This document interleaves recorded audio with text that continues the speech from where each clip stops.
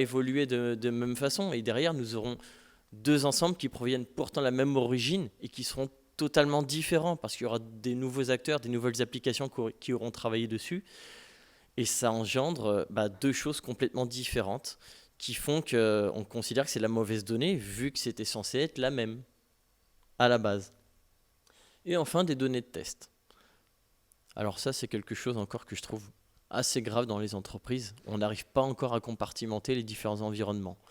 Voire même, on n'a pas d'environnement de test. Et donc, moi, j'ai connu des personnes qui vont en environnement de prod en disant non, mais on m'avait demandé d'ajouter des produits, des personnes, des choses. Donc, j'ai ajouté monsieur Toto Titi avec un email qui est 1, 2, 3, 4, 5, un téléphone. J'avais pas d'autre solution. Et cette personne-là engrange la mauvaise qualité. Forcément. C'est peut-être à ordre de 2-3%, mais si on les cumule avec toutes les autres provenances, on monte à bien plus que 2-3%. Partons maintenant sur la qualité générale. Dans tout ça, donc, comment on la voit ? En fin de compte, cette mauvaise donnée, c'est pour ça que j'ai commencé par là, c'est un énorme combat. C'est beaucoup plus difficile de gérer la mauvaise donnée que d'apporter de la bonne. En fin de compte, de la bonne donnée, c'est quoi ? C'est venir enrichir, c'est venir confirmer et c'est venir communiquer avec les personnes pour qu'elles-mêmes vous disent c'est bon, c'est bien ça. Donc il y a peu d'actions en fait pour enrichir et pour apporter de la bonne qualité, c'est-à-dire d'un point neutre et aller vers le haut. Par contre, avoir de la mauvaise donnée et la tirer vers un point neutre, c'est-à-dire vers 0, voire vers le haut, c'est beaucoup plus difficile. Vu que chaque jour, l'extérieur, voire l'intérieur de l'entreprise, injecte de la mauvaise donnée. Donc il faut savoir la filtrer, la comprendre, la corriger, l'améliorer, la corriger même humainement, ce qui est des fois obligatoire mais qui prend encore plus de temps. Donc c'est un combat de tous les jours de combattre, en tout cas de corriger la mauvaise donnée, soit de l'améliorer, soit de la faire disparaître. Et c'est pour ça que le ratio est vraiment énorme. Bon, chez certaines entreprises, il varie, mais clairement, on peut considérer que c'est un ratio de 85-15. Tout projet qui commence, toute analyse qui commence, il y a énormément de statistiques qui sont passées en tout cas sur les forums, sur les réseaux, sur les magazines, qui indiquent qu'un projet commence, il voit clairement que c'est entre 40% et 60% du travail pour corriger le tir et commencer enfin à travailler sur de la donnée correcte. Ce sont des énormes budgets. C'est pour ça que la mauvaise donnée est un petit peu la partie cachée de l'iceberg de la qualité. Il faut mettre en avant la connaissance de la mauvaise donnée.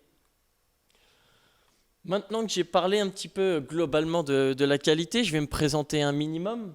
Donc moi je suis Romain Legrand, je suis chez Synaltic depuis bientôt 9 ans. J'ai commencé d'abord par l'analyse sur de la donnée. J'ai été aussi DBA, donc Data Administrator sur du SQL Server, sur du Oracle, sur d'autres logiciels. Et derrière, je me suis mis ensuite sur la qualité et le MDM. Donc le MDM, c'est Master Data Management. Un des piliers du MDM, c'est justement de gérer la qualité et de la mettre à un point central pour que tout le monde sache que dans ce point central, la qualité a été gérée et qu'on peut venir la prendre avec confiance et donc la diffuser avec confiance. De mon parcours, j'ai donc fait tout le tour de la donnée, ce qui m'a énormément plu et ce qui m'a permis justement de me focaliser beaucoup plus sur la qualité parce que c'est en fin de compte un petit peu le nerf de la guerre, en tout cas de la data. C'est ce qui fait que quand elle est présente et quand nous sommes bien rodés en tout cas à la mettre en place pour atteindre, je dis bien juste atteindre les 100%, voire même moins, derrière on peut faire beaucoup plus de choses sans perdre de temps. Et donc on va en venir justement à ces pertes. Le coût de la mauvaise qualité de données. Alors, toute entreprise n'a des fois pas conscience du nombre de temps, de ressources et donc d'argent qu'elle perd à cause du combat qu'elle mène contre la mauvaise donnée. Donc cette mauvaise donnée, je l'ai mis, en tout cas les conséquences, je l'ai mis par ordre d'importance. Le premier, c'est le stockage utilisé. Il y a beaucoup d'entreprises qui trouvent encore que le stockage, c'est une des priorités, que c'est une des choses qui coûte le plus cher et qui derrière, faut faire attention. Certes, chacun fait comme il veut, dirige comme il veut son entreprise. Moi, je considère que c'est justement le tout début, le tout premier problème. À force qu'on ait de la mauvaise donnée, elle est présente sur les disques, elle est présente sur les baies, elle est présente sur le cloud. Je vous garantis que quand vous augmentez vos disques, quand vous augmentez votre débit sur le cloud, quand vous augmentez vos lectures sur cloud pour aller chercher de la donnée et que vous voyez qu'entre 20 et 30% c'est la mauvaise donnée, voire plus pour certains, ça coûte cher, ça commence à coûter cher. C'est pas ce qui coûte le plus cher, mais ça commence. Ensuite, nous avons la mauvaise restitution. Forcément, quand vous avez de la mauvaise donnée et qu'elle est noyée, que vous commencez à faire des statistiques, vous commencez à faire des graphiques, des fromages, de la data, en tout cas analyse, de la data visualisation, vous présentez des données qui, en fin de compte, une fois que les mauvaises données sont enlevées, ça change complètement vos graphes, ça change complètement vos perspectives et vous pouvez prendre beaucoup plus de directives complètement différentes. Donc, pensez-y, ça peut vraiment, vraiment poser problème. Et donc, on en vient au temps perdu sur la compréhension aussi. C'est à partir du moment où nous voyons de la donnée, on se dit, mais c'est bizarre, je n'avais pas cette image. Comment ça se fait qu'il y a beaucoup plus de personnes qui possèdent des téléphones fixes que des emails? Comment ça se fait que cette pièce apparaît plusieurs fois à un endroit alors qu'elle était censée y apparaître que 2 fois?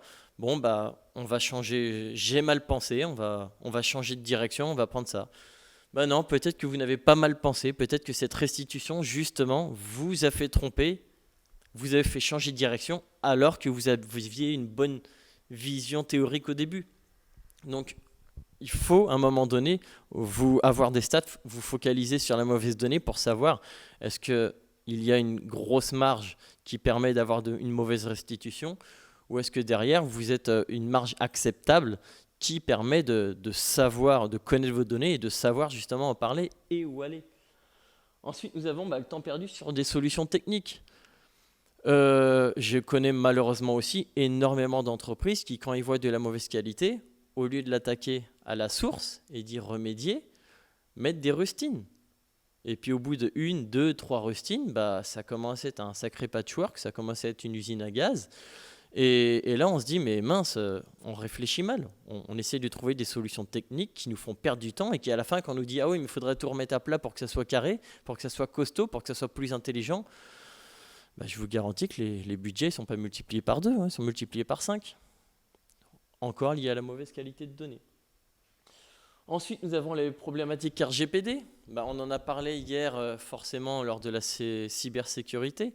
Donc la donnée, on a aussi les fuites, on a aussi les malwares, on a tout ça. Mais on a aussi, comme je vous ai parlé de l'encodage, une donnée qui provient du Japon, que vous avez mal prise en compte, mal restituée, mal écrite. Si le client n'est pas content de ce que vous avez mis alors qu'il vous avait donné lui-même exactement la bonne écriture, je vous garantis qu'il va porter plainte. Il a le droit de porter plainte maintenant. Vous avez mal restitué sa donnée, vous l'avez mal prise, vous ne respectez plus la personne, vous n'avez pas respecté la donnée qu'il vous a donnée parce que vous l'avez, sans faire exprès, changée. Vous êtes en tort. Vous êtes clairement en tort grâce au RGPD maintenant. Ensuite, nous avons le support relation client dégradé. C'est un petit peu un tremplin avec le RGPD. C'est que si les personnes ensuite, maintenant, grâce au RGPD, les personnes ont le droit à la restitution de toutes leurs données quand ils vous le demandent. S'ils voient que sur cette donnée, une bonne partie est mauvaise et fausse, ou qu'ils ont donné quelque chose de mauvais et que derrière, vous l'avez stocké en disant vous m'avez donné ça, je le considère comme bon. Derrière, ce client vous dira non, c'était pas bon parce que premièrement, j'ai pas eu le choix ou parce que deuxièmement, je n'avais pas envie de vous le donner. Derrière, je vous ai donné une liste de produits, vous n'avez pas su la gérer, vous avez mal su la stocker. Est-ce que des fois, j'ai envie de continuer à travailler avec vous parce que je vois que vous n'arrivez pas à stocker et à mettre en place une donnée correcte? Voilà ce qui, en tout cas, apporte un mauvais support et une mauvaise relation. Enfin, nous avons la mauvaise prise de décision stratégique. Quand on parle justement de la mauvaise donnée, qu'on a des graphes, qu'on a pris des mauvais choix techniques, qu'on a pris des mauvaises compréhensions et qu'en plus de ça, on a frustré le client, bah derrière, on essaye de trouver des solutions. Ça monte à des choix qui sont beaucoup plus hauts dans la pyramide, qui atteignent le comité de direction et qui font que bah, on prend des solutions de secours à cause de la mauvaise donnée, même pas à cause de l'activité de l'entreprise, mais à cause de la mauvaise donnée. Donc derrière, ce sont des coûts encore qui sont de pire en pire. Et enfin, bah, la perte d'argent, parce que tout ce que je vous ai cité, au fur et à mesure, ça attaque clairement les budgets et les portefeuilles. Donc voilà cette présentation, en tout cas, des mauvais points, des coûts, de tout ce qui est néfaste à la mauvaise donnée et qui impacte indirectement, voire directement, les entreprises. Partons maintenant sur les bons principes. On ne va pas tous les voir, il y en a énormément, mais je vous en apporte au moins quelques-uns. Donc déjà, une mauvaise donnée, elle ne se diffuse pas. Ça ne sert à rien de la diffuser. Vous allez justement apporter, si vous la diffusez, vous allez en apporter partout dans tous vos systèmes d'information. Autant savoir la cadrer, savoir exactement où elle est, la centraliser à un endroit pour pouvoir l'analyser, pour pouvoir la comprendre, pour savoir d'où elle vient, pourquoi elle vient, comment y remédier, la suivre, savoir si elle évolue en pire ou en mieux, parce que vous la corrigez, parce que vous la suivez correctement, et ensuite créer grâce à ça des projets qui permettent d'être plus constructifs et qui permettent de la corriger bien mieux. Et donc cette mauvaise donnée, vous la mettez dans un coin, il ne faut pas la perdre, mais il faut la mettre dans un coin. Il ne faut pas s'amuser à la diffuser, à la mettre partout, parce que sinon tout le monde va se dire, tiens, j'en fais quoi? Je vais devoir recommencer le travail et je vais devoir de nouveau voir pourquoi je l'ai, d'où elle vient. Alors que si elle était d'un point d'origine, autant la laisser dans le point d'origine, justement dans le point d'entrée de l'entreprise. Je vous donne un bon principe numéro 2, qui attaque éventuellement sur le RGPD, sur les bons principes de restitution de la donnée. Là, je vous donne un exemple qui est sur le nom-prénom, qui peut être aussi applicable sur énormément de choses. J'apprends à mes clients à stocker la donnée en 3 points, en 3 donc, colonnes. La première, c'est de la donnée brute. C'est celle qu'on vous transmet. Celle qu'on vous transmet, c'est celle que vous êtes censé ne pas avoir le droit de toucher, parce qu'elle appartient au client. Parce qu'au mieux, si jamais un jour il y a litige, vous êtes capable de la reprendre et de lui dire « Moi, vous m'avez donné ça. Je ne l'ai pas touchée. Elle est là. » Et en plus de ça, vous avez un point zéro. Si vous perdez la deuxième et la troisième colonne, vous savez recommencer à partir du point zéro. Donc pourquoi pas la stocker brute comme ceci. La deuxième, c'est ce que j'appelle la donnée corporate, la donnée d'entreprise. Et ça va être la norme, ça va être la charte, ça va être ce que vous avez mis en place en interne pour savoir comment l'écrire, comment la restituer, comment chaque personne en interne va la voir, voire même en externe. Donc là, cette donnée-là, au début, est vide, et ensuite, vous la remplissez en y mettant la structure que vous voulez. C'est-à-dire, si on prend les majuscules, les minuscules, les tirets, les espaces, l'encodage, c'est-à-dire, on est en japonais, mais on va le passer en forme écrite, par exemple, en forme, en tout cas, européenne, excusez-moi du terme. Voir si on garde les accents, voir si les caractères vraiment très spéciaux vont être conservés ou vont être enlevés pour l'épurer. Donc voilà, on parle d'une donnée qui va être utilisée au mieux par l'analyse et ensuite par tout le monde. Et enfin, la donnée que j'appelle technique, la donnée qualité, celle qui ne va être utilisée en fin de compte que par les métiers de la qualité, mais aussi par les traitements. Donc cette donnée-là, c'est celle qui est le plus épurée et qui va permettre justement la comparaison, qui va permettre le rapprochement, qui va permettre au traitement de se dire « Tiens, on m'a enlevé toutes les choses qui pouvaient être problématiques, maintenant que c'est totalement épuré, je peux l'utiliser à un niveau le plus bas et en faire ce que je veux, c'est-à-dire la reconstruire avec des vrais accents, la reconstruire dans une autre langue, la comparer, en faire du dédoublonnage parce qu'on fait de la comparaison avec du score et que si quelqu'un a mis un accent et qu'une autre personne n'a pas mis d'accent, l'accent, autant de ne pas le considérer pour justement avoir des meilleurs scores parce qu'à la fin, on sait que la globalité est beaucoup plus proche. Donc voilà un exemple de bon principe, stocker minimum en 3 données. Nous avons ensuite la catégorie de données, de qualité. La qualité, vous pouvez la décortiquer, vous pouvez la démanteler, il y en a énormément, on peut aller très loin. On a de la qualité technique, on a de la qualité métier. Là, je vais vous en montrer quelques-uns. Une qualité qui justement un peu monte en puissance dans la compréhension. La première, c'est la valeur vide, de toute façon. Cette valeur vide, faites attention, ça peut être du nul, ça peut être du vide. Pour ceux qui s'y connaissent techniquement, le nul, c'est complètement différent d'une valeur vide. Et ensuite, on peut avoir des espaces, on peut avoir des caractères invisibles, mais où on pense qu'il n'y a pas de valeur, alors que derrière, il y en a. Mais ce n'est pas du caractère lisible. Ensuite, nous avons de la valeur inadaptée. La valeur inadaptée, c'est la valeur qui ne respecte pas la structure, qui ne respecte pas la logique, qui n'a rien à faire dans ce champ, tel que des lettres dans un téléphone, tel que le terme blabla pour un email. Là, je vous ai donné un exemple pour ce fil rouge qui est lié à l'email. Ensuite, nous avons une valeur inexacte. Donc, rlegrand, @gg. Le domaine GG n'existe pas. La boîte mail GG n'existe pas. Donc, derrière, c'est une valeur inexacte. Après, il y a une valeur inexistante. La valeur inexistante, c'est rlegrand@caramel.fr. Très ancien pour ceux qui connaissaient. Enfin, très ancien. Derrière, la structure est bonne pourtant. Mais l'email n'est pas bon parce que caramel.fr n'existe plus en tout cas et que ça ne répondra en rien du tout. Et enfin, une valeur incohérente, jcdus, Jean-Claude Dus, @synaltic.fr. Moi qui suis à Synaltic, je sais très bien qu'on n'a jamais recruté cette personne-là.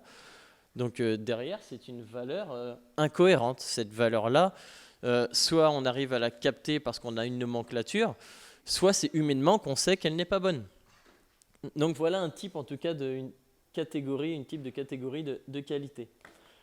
Nous en avons une deuxième, donc la donnée illogique. La donnée illogique, elle est très souvent métier. Pour savoir qu'elle n'est pas bonne, il faut avoir les connaissances métiers, voire même techniques. Donc un remplissage insuffisant.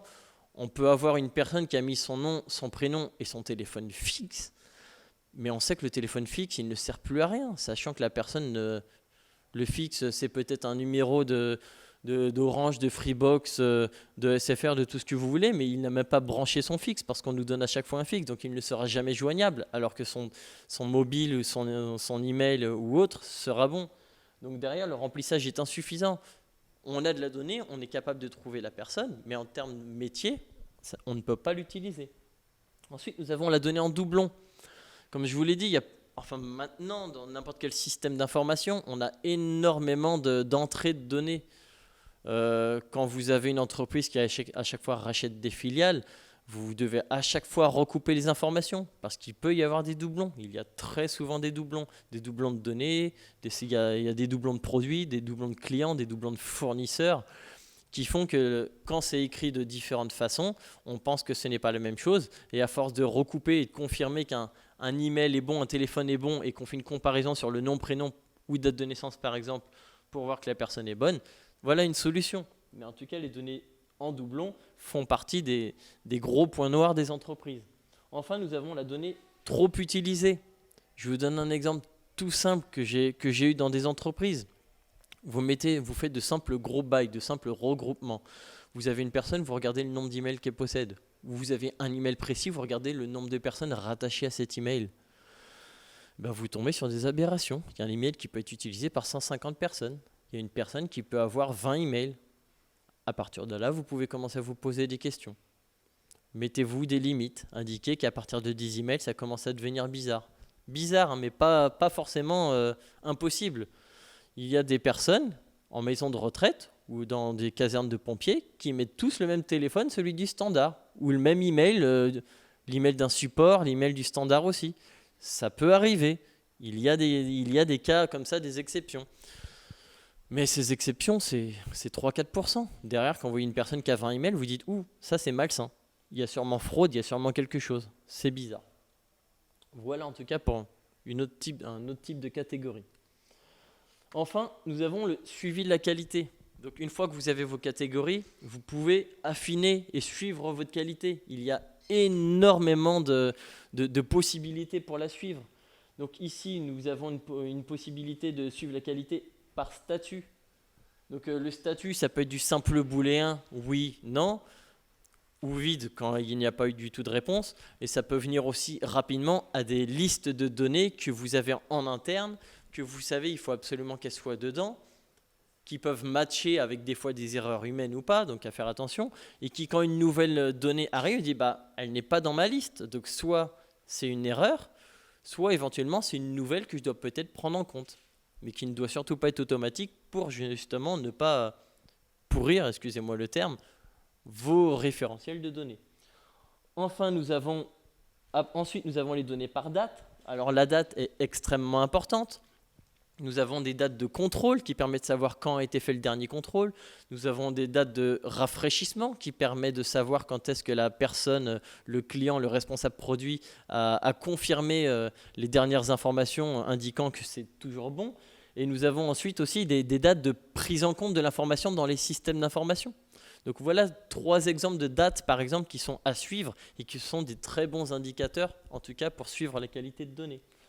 Nous avons le niveau de complétude. Ce niveau de complétude, vous pouvez en faire une échelle de 1 à 3, voire de 1 à 5. Plus elle sera grande, cette échelle, plus elle sera intéressante. Par exemple, 1, c'est données vides, voire une seule valeur. 2, c'est une donnée où on commence enfin à avoir 2 valeurs, mais qu'elle n'a pas encore de choses concrètes pour travailler. 3, ça y est, elle a le minimum convenable.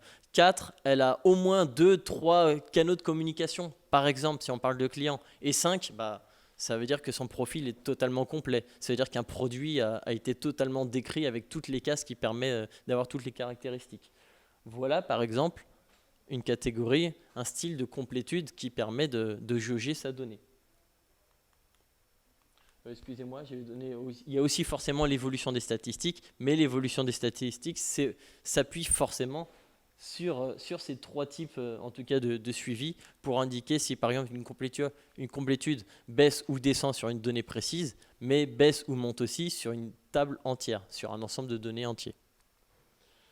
Donc, focus maintenant sur les solutions. Nous allons partir un peu plus largement maintenant. Quelles sont les différentes approches pour trouver des outils, des méthodologies, des choses en tout cas qui nous permettent de combattre cette mauvaise donnée et surtout de travailler sur la qualité pour approcher des 100%. En tout cas, pour approcher d'un niveau convenable pour le métier. Le premier, c'est par le développement. C'est l'analyse de la donnée, c'est le plus simple en fait. Il y a beaucoup de facilité à mettre en place une vérification de structure, une vérification de type, une vérification de données obligatoires et de longueur, surtout de longueur. On sait qu'une donnée, quand elle n'a que 1 ou 2 caractères, ou quand vous enlevez tous les blancs et qu'il n'y avait que ça, on peut très vite la filtrer et se dire bon, c'est une mauvaise donnée, elle ne sert à rien. Il y a le dédoublonnage ensuite, donc le rapprochement et la fusion, qui permet clairement d'enlever des mauvaises données, d'enlever des doublons, d'enlever des redondances et éventuellement de les mettre et de les rattacher directement à ce qu'on appelle un golden record en disant lui c'est la bonne donnée, tout le reste qui arrive, on va le mettre en dessous pour montrer qu'il y avait bien des doublons, mais pour indiquer qu'ils ne doivent plus être utilisés, qu'ils font éventuellement office de raccourci pour pointer vers le golden record, donc vers la bonne donnée, la donnée master aussi on peut dire. Et enfin, la validation de la donnée qui est éventuellement automatique ou manuelle. Nous ne pouvons pas encore perdre cette validation manuelle. Elle sera toujours et forcément présente parce qu'il y a des choses qui peuvent être validées visuellement très rapidement ou avec une connaissance métier. L'IA apporte énormément de choses, mais l'IA a toujours besoin à un moment donné de continuer à être enrichi, de continuer à avoir un apport humain pour ensuite devenir stable. Mais au début, il y a forcément de l'apport manuel, par exemple. Ensuite, par de nouveaux outils, donc par exemple la recherche de données. Chez Synaltic, nous prônons l'ouverture de la donnée à toute l'entreprise. Bien sûr, il y a la sécurité à mettre en place. Bien sûr, en mode lecture, seulement selon les besoins, mais surtout commencer par le mode lecture. Pourquoi ? Parce que la qualité et la donnée, c'est une affaire de tous en fin de compte. Et si chaque personne était capable de connaître la donnée et de venir y apporter sa pierre, et que chaque personne, dont surtout le métier, vu que c'est lui qui la connaît le mieux, est capable de détecter une mauvaise donnée en disant « Tiens, c'est pas comme ça, il faudrait que ce soit comme ça, j'ai même quelque chose à apporter ».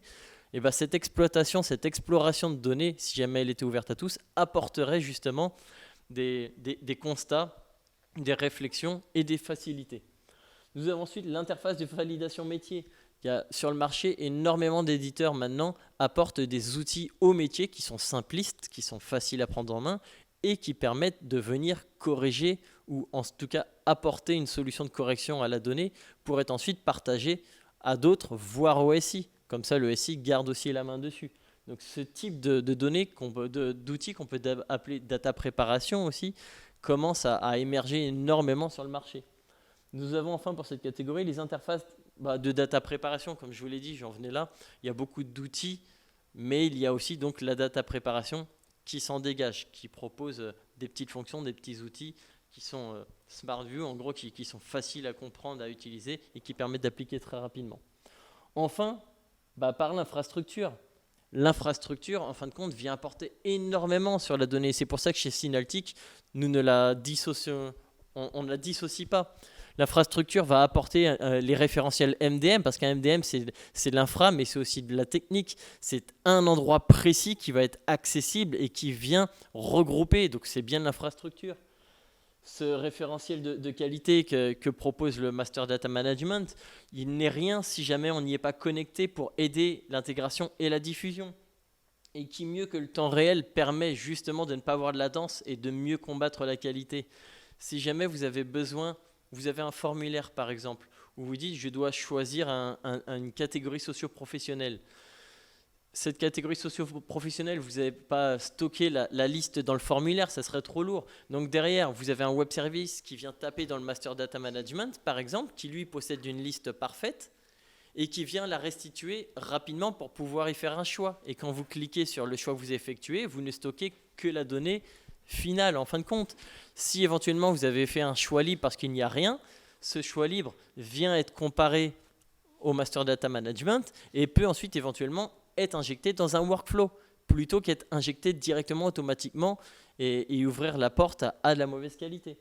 Et enfin, il y a le multi-environnement. Quand je vous parlais des données de test qui étaient en production, le multi-environnement est très important. Certes, il coûte cher. Certes, il y a beaucoup d'entreprises à chaque fois qui ne veulent n'en avoir que un ou deux. Mais plus on étoffe en tout cas notre façon de travailler sur la data et plus on en a besoin. 3 minimum, c'est toujours le meilleur. 1 pour le développement, 1 qu'on a fini de développer pour pouvoir tout tester, tout analyser et tout préparer à la mise en prod, et 1 en production. C'est le minimum et c'est tellement compréhensible. Voilà pour en tout cas des outils. Ensuite, nous avons de la stratégie d'entreprise. Forcément, la data est une affaire de tous. En tout cas, c'est ce que Synaltic, mon entreprise, nous tentons de faire passer à nos clients et à nos prospects. C'est un combat de tous les jours. Pour avoir de la bonne qualité, c'est vraiment un combat de tous les jours. C'est quelque chose où chaque personne doit avoir la connaissance, doit s'en imprégner. C'est un petit peu comme les gestes de secours. C'est tous les mois, voire tous les ans, on réactive ça. Et la gestion de la donnée, c'est pareil pour éviter justement des débordements et que ça impacte directement sur la stratégie, aussi bien technique que sur la stratégie marketing, sur la stratégie qui monte jusqu'au comité, en tout cas directionnel. Donc derrière, premièrement pour la gestion de données, sans parler du côté métier, derrière nous avons la data gouvernance qui commence à être une méthodologie connue enfin de toutes les entreprises, où on voit une structure en pyramide. Nous avons les data stewards qui sont très proches du métier et qui, eux, ont toujours la main dans la donnée. C'est eux qui viennent faire les constats, c'est eux qui viennent éventuellement corriger, apporter une première couche de sécurité et qui, dès qu'il y a un problème ou qu'il y a justement une remontée, un constat, une solution faisable, ils le remontent vers un data manager.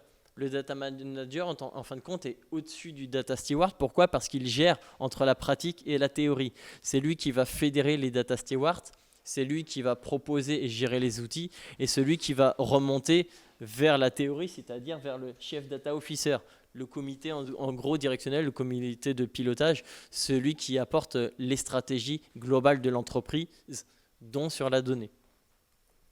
Et donc derrière, la gestion RGPD. La gestion RGPD qui est représentée par un DPO, un Data Protect Officer, qui à ce jour, et j'espère pour chaque entreprise, prend de plus en plus de place parce que niveau RGPD, il est la référence et c'est celui qui conseille sur ce qui manque, quelles sont les bonnes pratiques et quels sont là où les entreprises pêchent pour pouvoir l'améliorer et être dans la législation, dans les bonnes normes. Donc, dans la stratégie, maintenant, il y a aussi les outils. Donc, les outils vont apporter un petit peu toute l'information qui permet de travailler sur la data, la diffuser, la comprendre et donc gérer la qualité. Outil qui est forcément utilisé par toute l'entreprise, dont les data stewards et les data managers. Nous avons les outils de catalogage qui viennent donc enrichir l'explication des applications et donc des données. Les outils de découverte, j'en ai parlé. Les outils de correction des données, tels que la data préparation. Et enfin, les outils de partage, surtout pour restituer, pour diffuser et pour impliquer tout le monde afin de travailler en collaboration tous ensemble. Et donc, pour conclure, le contrôle de la donnée. À la base, nous parlions de process, de personnes, d'entreprises. Mais en fin de compte, au final, nous voyons que la data, c'est ce qu'il y a au milieu. Il faut le travailler avec elle. Ce n'est pas une brique en plus qu'on apporte. C'est plutôt le cœur. Et nous, derrière, nous sommes les briques qui se pluguons dessus, qui se connectons dessus pour savoir comment la gérer et comment travailler tous ensemble, en commun, en collaboration. Donc on parle encore de partage et d'accessibilité, de connaissance et de diffusion de cette connaissance, et enfin d'organisation et de hiérarchie. Je vous remercie. Je ne sais pas s'il y a des questions sur Internet ou en tout cas dans le public. Mon but a été de voir globalement. On aurait pu aller encore plus spécifiquement. Il y a tellement de choses à dire sur la qualité. Mais j'avais avant tout envie de mettre en tout cas un petit coup sur le fait de dire attaquez la mauvaise donnée. Ne la laissez pas sur le côté en disant c'est pas grave. Merci tout le monde. Merci de votre présence. Merci aussi aux internautes. Et merci à la mêlée.